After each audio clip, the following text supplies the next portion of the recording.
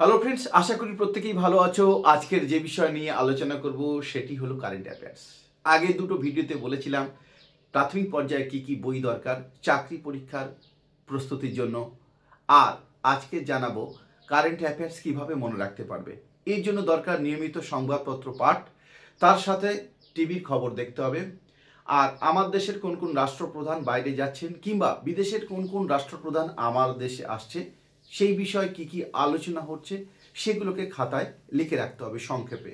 আর thoroughly লিখে রাখতে পারলে খুব ভালো, খুব ভালো, খুব ভালো। তো যাই হোক, এই সাথে সাথে বন্ধুদের মধ্যে আলোচনা করতে হবে যে কিভাবে আরও এর উন্নতি ঘটানো যায়। আর নিয়মিত আলোচনা করতে হবে, কারণ প্রতিনিয়ত বিভিন্ন দেশের রাষ্ট্রপ্রধানরা পাল্টাচ্ছে, বিভিন্ন ক্লাবের কোচ পাল্টায়, ইত্যাদি ইত্যাদি। তো যাই হোক, এই জিনিসটা মনে রেখো এবং নিয়মিত সংবাদপত্র পাঠ করো, তাহলেই তোমাদের উপকার।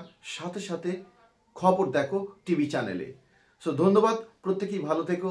আর এইভাবে কারেন্ট অ্যাফেয়ার্স মনে রাখার চেষ্টা করো, তাহলেই আগামীতে অনেক অনেক উপকার পাবে। ধন্যবাদ সকলকে আরও একবার।